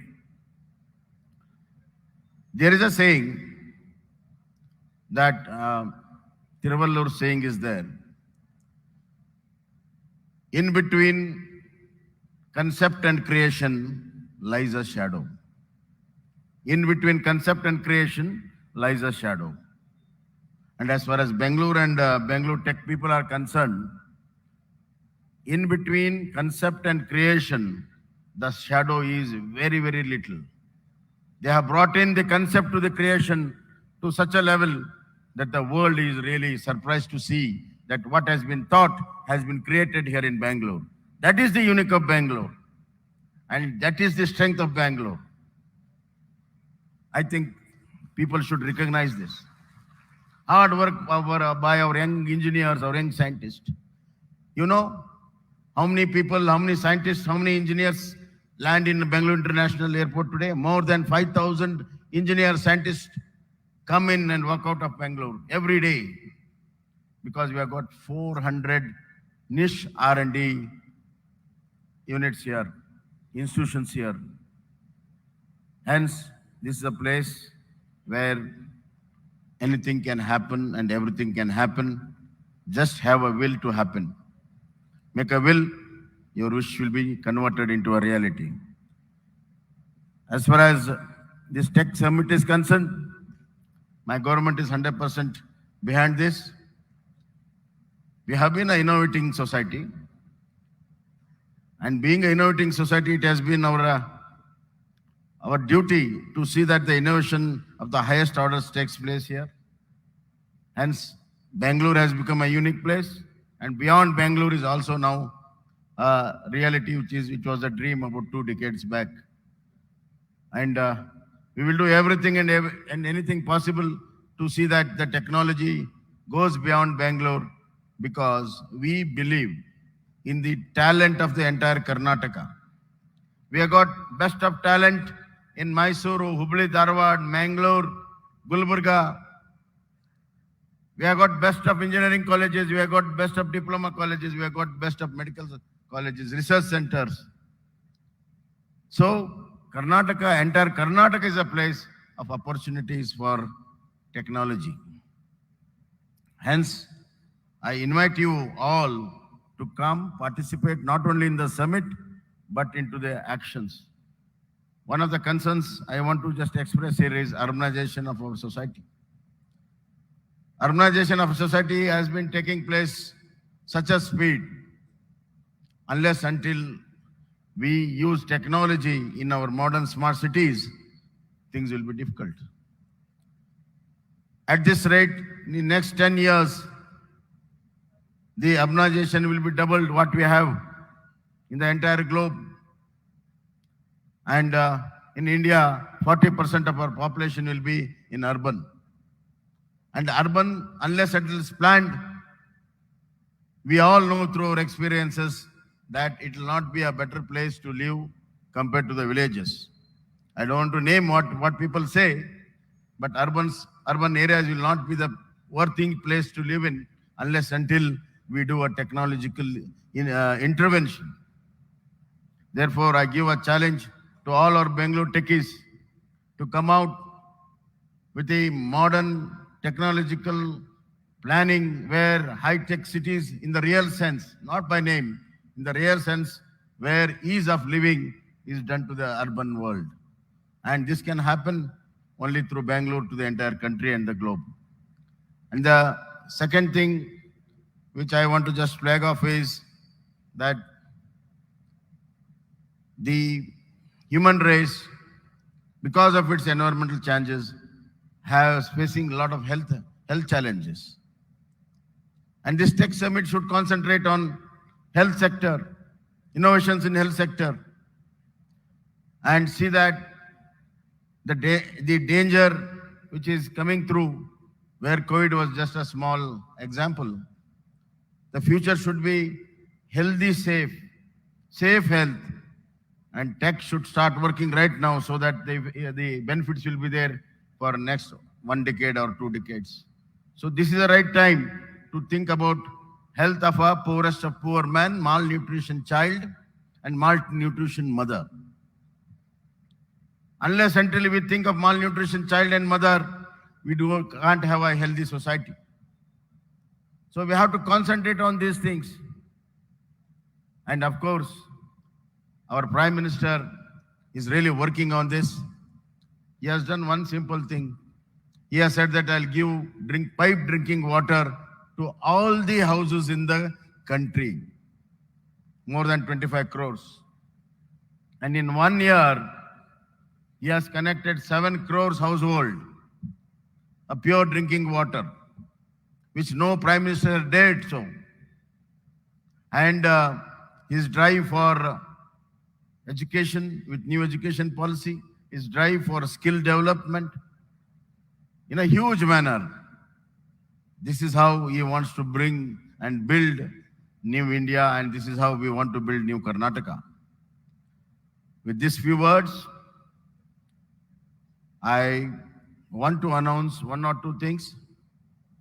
One is we are building 6 cities, new cities in Karnataka. As I dreamt for a very well planned new high-tech cities. 6 new cities will be there all around the Karnataka, in Gulbarga, Hubli, Dharwad, Mangalore, Mysore area, and central Karnataka also. However, 1 city will be in Bangalore, near Bangalore. So that will be a knowledge city and a science and tech city, knowledge and science tech city. We're going to have one theme for one city. And we are going to have knowledge and tech city in Bangalore, very close to the airport. And best of the universities, best of the industries, best of R&D centers will be placed there. This is going to come very soon. Within 6 months, we are going to announce that city and we will lay down our plans for that city. The second is looking into the growth of the startups, the energy in the startups. I'm really overwhelmed. And that is the future for all our young minds. To ignite them, we have done a lot of programs, Elevate programs and other programs, but I feel that the energy is much more than what government is doing. So we have to do much more. Our Prashant is here. He has got man of a lot ideas. So I have come to a conclusion that we will have a startup park where it can be a multimodal park in different sectors, right from agri-tech to genomics, wherever, whatever you want, the startup park will be there. And this is also going to come in next 6 months. And this will be also very much closer to the airport. Hence, with this, I think the tech summit will get a great fillip. Other day, our Honorable Prime Minister has inaugurated the second terminal of our international airport. Next time when you come, you'll have that experience. It's one of the finest terminals I have ever seen in the world. The CEOs of different airports has congratulated us.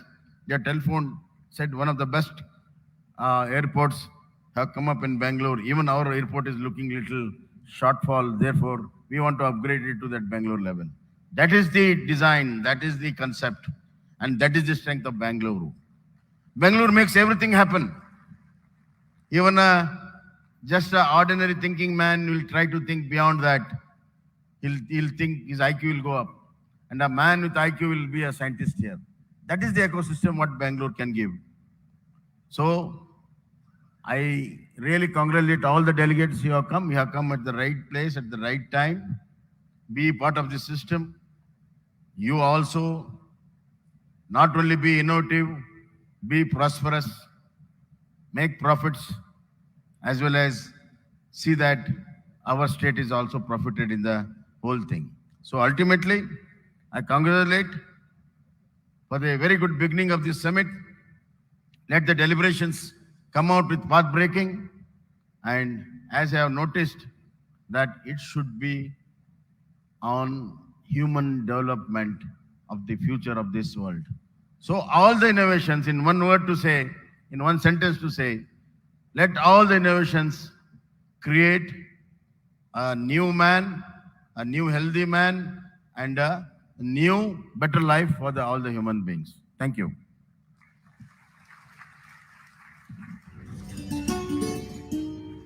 Ladies and gentlemen, the Honorable Chief Minister has called upon the entire fraternity to develop societal-friendly initiatives, and the government of Karnataka is totally with all of you. So let's give a huge round of applause and thank the Honorable Chief Minister for his address. Dhanyavadagalu, sir.